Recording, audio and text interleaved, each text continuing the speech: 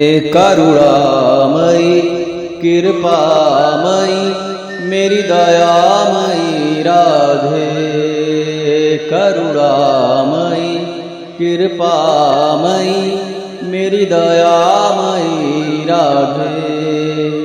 करुणामयी कृपामयी मेरी दयामयी राधे। ओ करुणामयी कृपामयी मेरी दयामयी राधे। मेरी दयामयी राधे।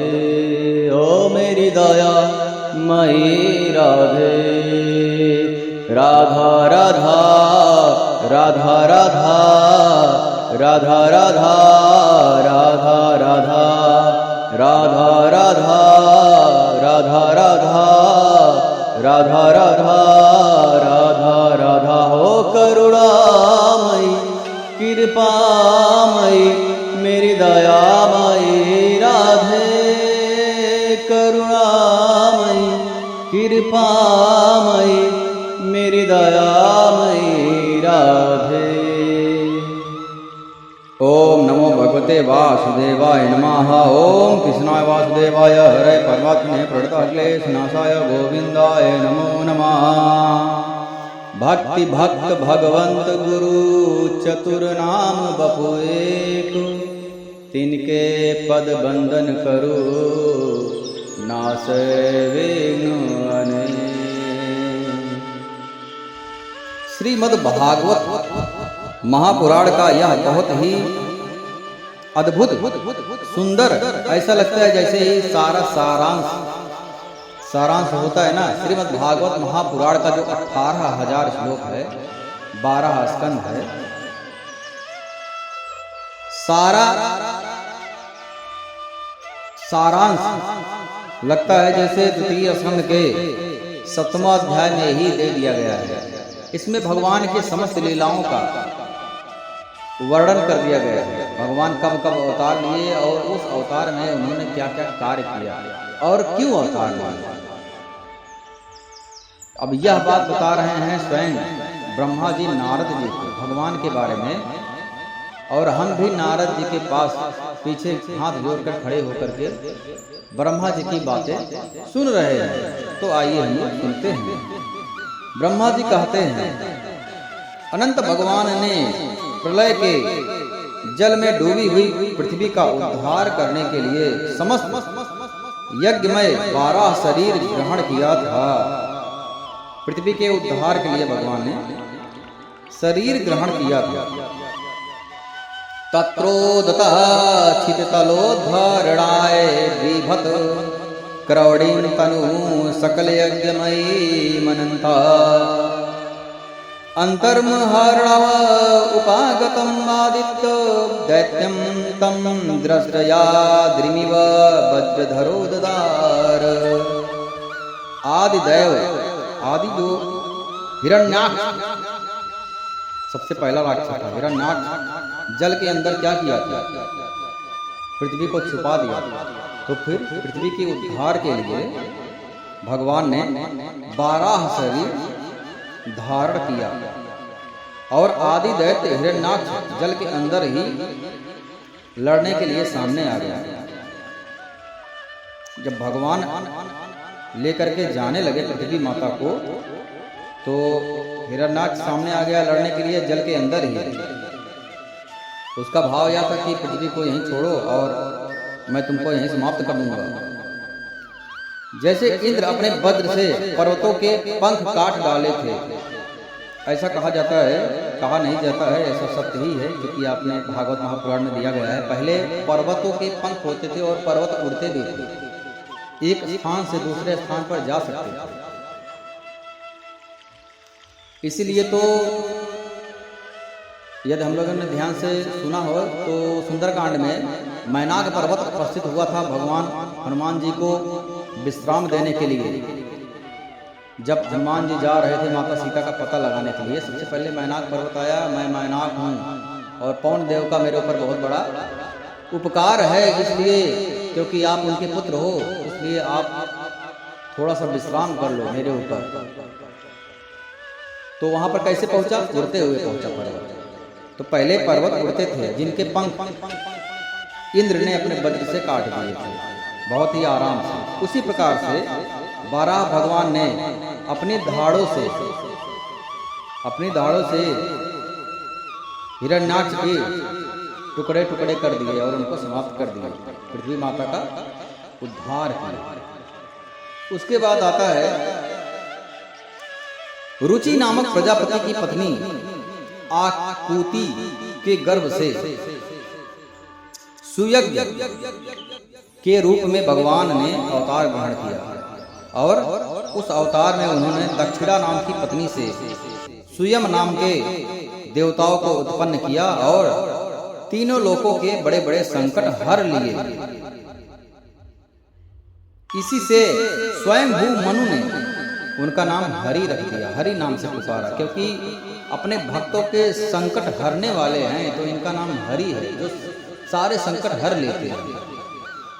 जातो रुचेर जनयत सुयमान सुयज्ञ आकुति सूनुर्मारणानत दक्षिणायाम लोक यत्रस्य महति महरद यदार्ति स्वयंभू मनुना हरिरित्यनुक्तः। स्वयंभू मनु ने हरि नाम दे दिया भगवान। उसके बाद आगे चलते हैं। नारद, ब्रह्मा जी बुला रहे हैं, नारद कर्दम प्रजापति के घर देवहूति के गर्भ से 9 बहनों के साथ भगवान ने कपिल के रूप में अवतार ग्रहण किया। 9 बहन हुआ और भगवान कपिल हुआ। यज्ञे च कर्दम गृहे द्विज देवहूत्या श्रीभीम समम नवभिरात्मगतिं सुमात्रे ऊचेयात्म समलं गुण संगपंग मस्मिन् बधोय कपिलस्य गतिं प्रपेद्ये। तो कपिल भगवान ने क्या किया? उन्होंने अपनी माता देवहूति को उपदेश दिया था आत्मज्ञान का, जिससे वे तत्क्षण सुन करके उनके हृदय के जो विकार थे, सत्य रज तम तीनों विकार मिट गए। आसक्ति जो था माया के प्रति और शरीर के प्रति भी सारा कीचड़ खत्म हो गया और भगवान कपिल के वास्तविक स्वरूप को पहचान करके उनकी माता स्वयं भगवान कपिल को प्राप्त हो गई, अर्थात परम ब्रह्म को प्राप्त हो गई और मुक्ति प्राप्त हो गई। भगवान माता अपनी माता को ही आत्मज्ञान प्रदान किया और मुक्ति भी प्रदान कर दिया। उसके बाद आगे चलते हैं। महर्षि अत्रि और अनसुईया को सब लोग जानते होंगे। अत्रि को कम, परंतु अनसुईया माता को ज्यादा जानते होंगे। बहुत ही महान पतिव्रता, जिन्होंने भगवान ब्रह्मा विष्णु महेश को भी बस में कर दिया था। माता लक्ष्मी, माता सरस्वती और माता पार्वती को भी बस में कर लिया था एक प्रकार से। सब लोग शरण में आ गए थे। तो महर्षि अत्रि अनसुईया माता ने भगवान से प्रार्थना किया था कि आप पुत्र रूप में मुझे प्राप्त हो जाइए। तो महर्षि अत्रि भगवान को पुत्र रूप में प्राप्त करना चाहते थे। अत्रेर पत्यम विकांक्षत आहतुष्टो दत्तो माया हरिमे हमिति यद भगवान सा दत्ता। तो उस पर प्रसन्न होकर भगवान ने उनसे एक दिन कहा, मैं अपने आप को तुमको देता हूँ, अर्थात मैं तुम्हारे यहाँ पर पुत्र रूप में प्राप्त रहूँगा, पुत्र रूप में मैं अवतार ग्रहण करूँगा दत्तात्रेय के नाम से। उनके जड़ कमलों के पराग से अपने शरीर को पवित्र करके राजा यदु और सहस्त्रार्जुन उसके सहस्त्र भुजाएं थे और वह दत्तात्रेय का बहुत बड़ा भक्त था भगवान का। दत्तात्रेय भगवान की कृपा थी।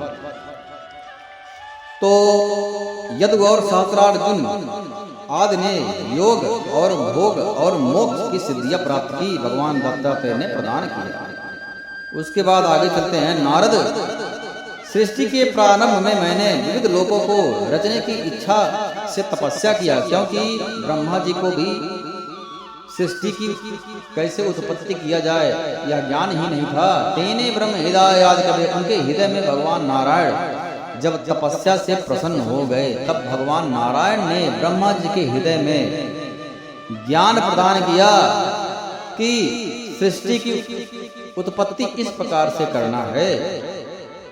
तब ब्रह्मा ने भगवान से ज्ञान प्राप्त करने के बाद में सृष्टि की उत्पत्ति प्रारंभ किया। तो सृष्टि के आरंभ में मैंने विविध लोगों को रचने की इच्छा से तपस्या प्रारंभ किया। मैंने उस अखंड तप से प्रसन्न होकर के उन्होंने तप अर्थ वाले सन नाम से युक्त होकर के भगवान स्वयं ही ब्रह्मा जी को सन नाम से युक्त होकर के सनक, सनंदन, सनातन और सनद कुमार के रूप में अवतार ग्रहण किए।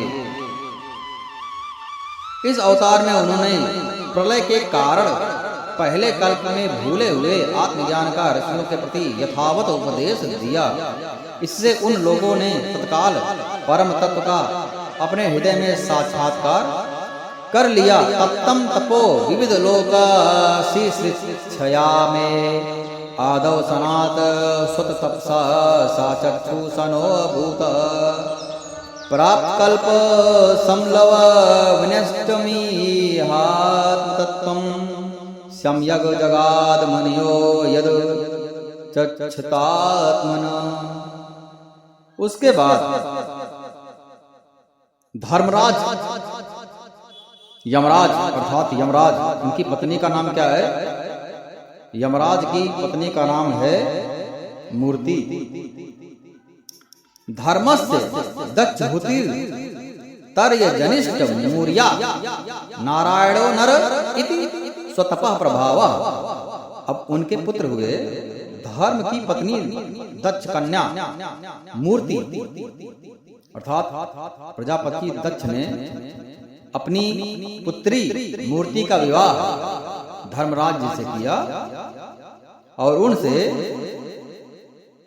2 पुत्र प्राप्त हुए, नर और नारायण के रूप में प्रकट हो गए। और वह और कोई नहीं, भगवान नारायण ही प्रकट हुए थे नर और नारायण के रूप में। उनके तपस्या का प्रभाव उन्हीं के जैसा था। बहुत बड़े तपस्वी थे और इंद्र की भेजी हुई काम की सेना अप्सराएं उनके सामने जाते ही अपना स्वभाव खो बैठे। इंद्र ने भेजा कि जाओ नर नारायण की तपस्या भंग करो, परंतु उनकी तपस्या का प्रभाव ऐसा था कि उनके क्षेत्र में आने पर अप्सराएं भूल गई कि मैं किस लिए आई हूँ, अर्थात काम जो विकार है विकार नष्ट।